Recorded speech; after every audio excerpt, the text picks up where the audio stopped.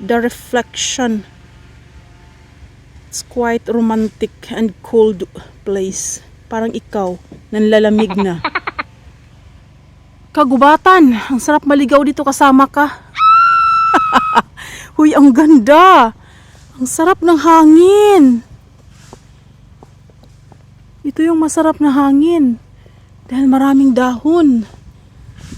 Parang wala pa. Hello guys, welcome back to our channel. Ay nag-hiking si Lolo nandoon sa sulok ng bundok. Ating i-zoom.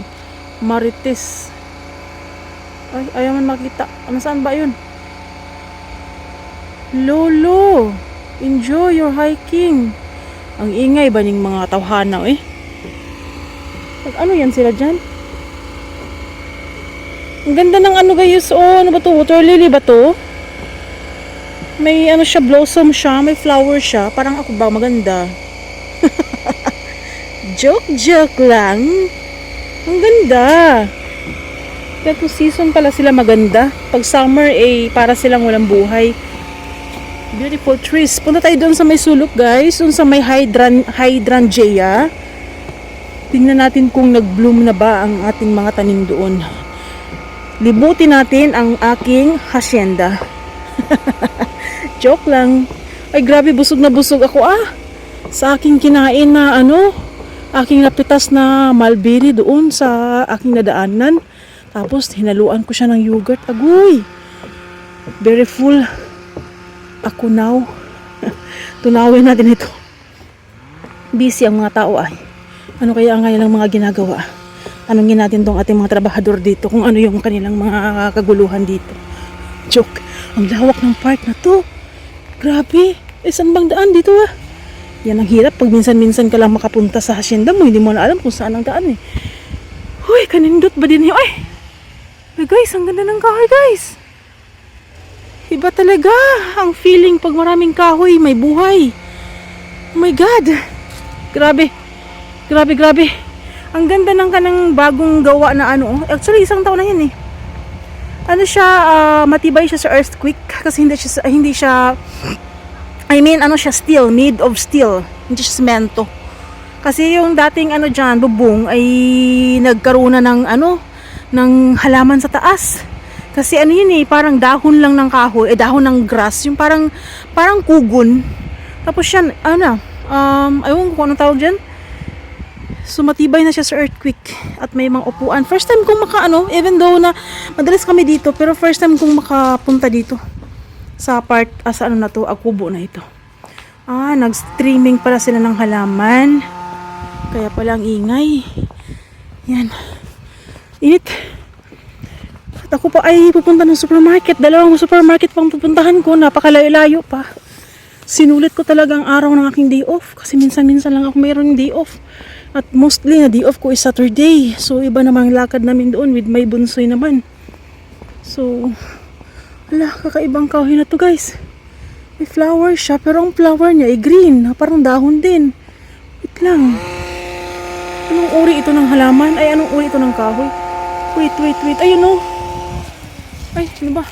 Ayan flower niya guys Ito. Lako, may halaman. Flower niya yan. Green. Ay, ka-unique ay. Trabaho pa more. Off natin. Ganda ng entrance guys. Elegant. Ay, may tao sa loob. It's beautiful. Pakaganda ng kalikasan. Beautiful green. Araw pala ng ngayon, pag-trim ng mga halaman. Kasi pag Saturday, Sunday dito is maraming tao dito magpupunta. So, parang hindi siguro sila makakasturbo sa maraming tao. Kaya itong season sila mag-trim. Work days, I mean weekdays. So yun. Ang ganda. Ang ganda talaga. As in, dito din, may gumagawa din. Puntahan natin yung hydrangea na part. Sana nag-bloom na.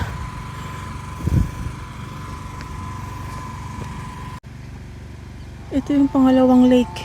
Malawak din. May mga pagong dyan. Ayan guys, yung dalawa. Lumangoy. Yung isa na lang naiwan. Nakakita pala sila kahit malayo. Akala ko bulag. Bulag na pag-ibig. Ganda ng contrast, oh. The reflection. It's quite romantic and cold place. Parang ikaw, nanlalamig na.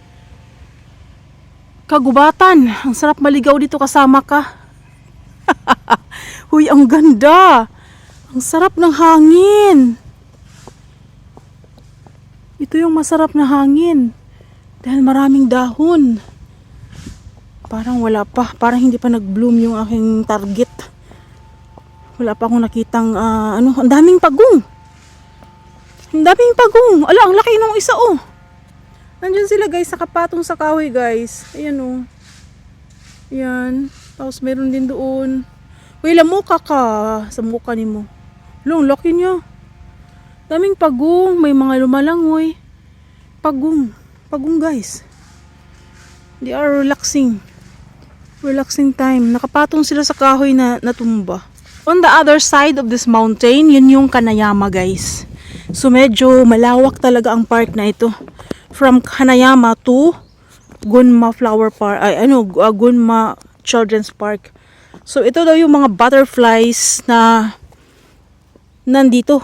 Iba't ibang uri ng butterfly. Ito madalas kung makikita to, eh. This one. Ito hindi. Ito rin minsan. Yan. Dati ang ganda dito, oh. Unique yung flowers ngayon. Hindi na nila ginawa ng hindi na nila tinaniman. Bakit kaya? Sayang din. Sayang yung space. Sana blueberry na lang yung tinanim nila para free picking sa mga sa mga mamamasyal. Kasi nabubuhay ang blueberry sa ganyang lugar, eh. Ang blueberry, guys, mabibili mo siya sa supermarket. Usually galing Amerika. Mayroon din product ng Japan pero medyo mahal siya. Then, yun, mulberry, hindi ako nakakita ng mulberry na minamarket sa supermarket. Wala silang binibenta. Ewan ko kung bakit. Kasi siguro mabilis siyang masira, yung ganun. Mabilis siyang malata. Kaya hindi siguro nila binibenta. Siguro alam naman nila na fruits. Ay, wala pa nga, hindi pa nga nag-bloom. June pa kasi talaga ang peak season ng hydrangea, eh. May mga location lang na medyo exposed sa init, kaya nag-bloom na yung other. Pero dito is medyo lilim siya. Ito yata yung matanda nakita ko kanina dun sa kabilang bundok, Bilis siya maglakad. Talo niya pa ako. Grabe, guys, ang ganda ng mga kahoy, oh. Ay, ang tatayog nila, guys. Actually, isa-isa din yan silang binuputol. Pinapalitan ng bagong tanim. Like that. Mga puno yan ng kahoy. May mga numbers. So, yung mga numbers na yan, yun yung kahoy na naputol nila. Malamang inuuling nila, eh. At ito, dump site. Dump site, this is not a dump site of garbage, but only leaves, falling leaves. Ginagawa nilang pang fertile sa mga halaman nila dito around the area. So, organic. Yan din. Mga dahon din yan. Kasi pag falling season talagang daming dahon. So, ang ginagawa nila is tinatambak nila dyan para magiging fertilizer ng kanilang mga flowers and anything under the sun. So, yun. Mostly, yung mga kahoy na to is magpo-fall, eh. Yung mga kahoy na to, mostly. Maganda siguro ang uling ng kahoy na to kasi mostly ganyan ang kahoy na yun, eh. Hindi yan pang lumber, guys. Hindi siya pang lumber. Iba yung pang lumber. Straight talaga siya ng kahoy. Ito siguro ay pang-uling lang. Ay, yung mga nakatakip na yan. Kaya yung nakatakip na yan, yan yung mga kahoy na pinutol. And, ito lang yata yung pinakaunang ajisay. Ito yung hydrangea. Term dito sa hydrangea is ajisay. Nakasarado siya. Bawal pang pasukan. Oh. Hydrangea, guys. Yan. Blue. Basa man dito, eh. Basa man. Kahit walang ulan, may tubig. In this part lang pala kasi may tubig siya. Yung tubig na yan is yan yung mga ulan na ngayon lang sila lalabas dahil sila ay na filter out ng mga kahoy. So ito ay klase ito ng hydrangea. Hindi pa nag-bloom, parang unhealthy. Why? Can you answer my question? Why you are unhealthy? Maganda rin ang ano dito, flowers pag nag-bloom na. Yun. So yun, hindi pa nag-bloom. Maybe next month. Kasi ang pinaka-peak season ng hydrangea sa Japan is June. So yun. Dito rin. Hydrangea. Yan po. June and July yung peak season niya. Hydrangea, ano ba to? Macrophylla. Yan po yung kanyang pinaka-common name niya, pero may kanya-kanya silang pangalan kasi may kanya-kanya silang style. So yun, parang gawa ng tao, ano? Eto, iba ang bloom niyan. Yung paligid niya is nakaganito.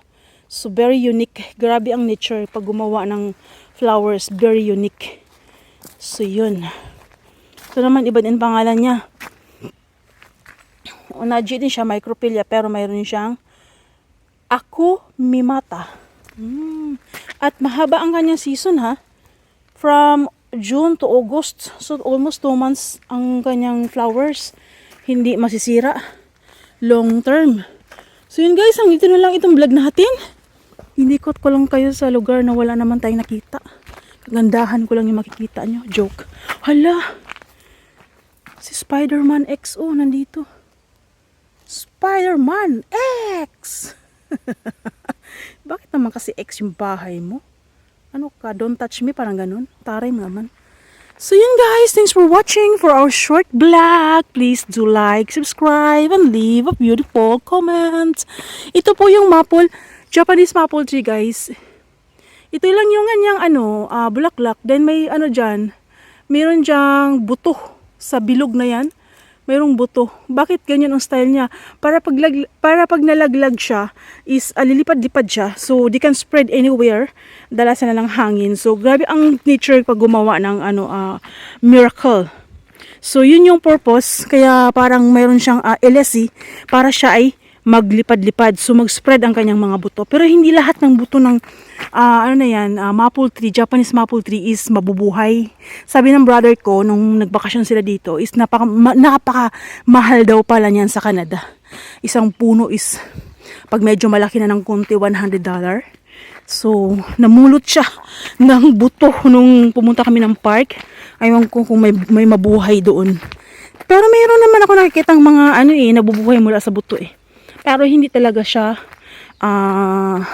usually na bawat buto nabubuhay, hindi active ang kanyang buto. So mostly din mabibili mo yan siya sa sa mga home appliances or gardening and home. So na store is naka-graft. Yan mga Japanese maple tree yan. Maple tree din siya pero Japanese style siya, maliliit ang kanyang dahon. So yan. So sabi ko hanggang dito na lang. Agoy. Bilis maglakad lolo. Habulin ko ngayon si lolo. At ligawan ko. Joke. So until here. Bye!